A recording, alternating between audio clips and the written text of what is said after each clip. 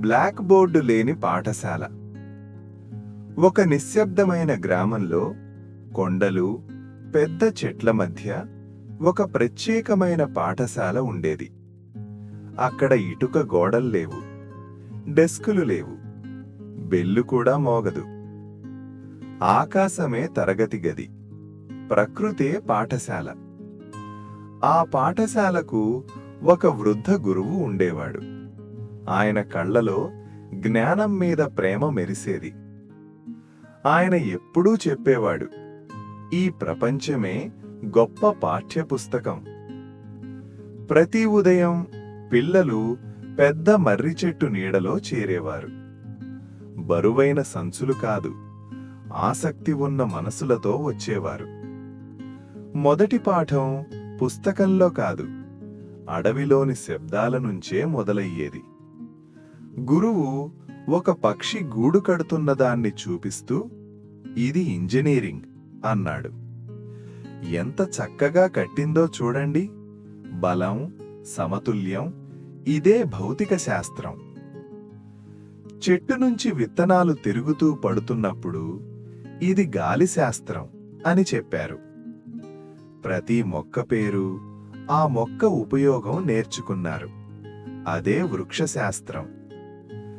గణితం బ్లాక్ బోర్డుపై అంకెలు రాయడం కాదు, పువ్వులోని రేకులను లెక్కపెట్టడం, అందులోని ఆకృతులు గమనించడం, సూర్యకాంతి కోణం చూసి సమయం చెప్పడం, పొలం పొడవు వెడల్పు నడిచి కొలవడం, తేనెకూడులోని షట్కోణాలు చూసి జ్యామితి నేర్చుకున్నారు. చేతిలో ఎన్ని రాళ్లు పట్టుకోగలమో ఊహిస్తూ సంభావ్యత నేర్చుకున్నారు. భాష పాఠం వాగు దగ్గర జరిగేది. నీటి శబ్దాన్ని వివరించమన్నారు. చల్లని గాలి అనుభూతిని చెప్పమన్నారు. సూర్యాస్తమయం రంగులు వర్ణించమన్నారు. చంద్రుడిపై కవితలు రాశారు. రాత్రి జంతువులపై కథలు చెప్పారు. ప్రతి కొత్త ప్రశ్నతో వారి పదజాలం పెరిగింది. వాళ్ళు తెలుసుకున్నారు, పదాలు అంటే మన ఆలోచనలకు రంగులు వేయడం. ఈ పాఠశాల విషయాలే కాదు, జీవితం ఎలా చూడాలో నేర్పింది.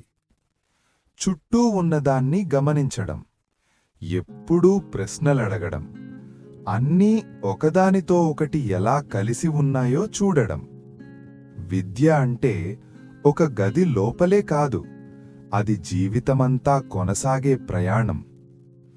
ఆ వృద్ధ గురువు పిల్లలకు ఒక గొప్ప విషయం నేర్పాడు. కళ్ళను, మనసును తెరిస్తే నేర్చుకోవడం అన్నది ప్రతి చోట ఉంటుంది. చూసినందుకు ధన్యవాదాలు. ఇంకా మంచి కథల కోసం టైనీ టాడ్లర్ టైమ్స్ ఛానల్ను తప్పకుండా సబ్స్క్రైబ్ చేయండి.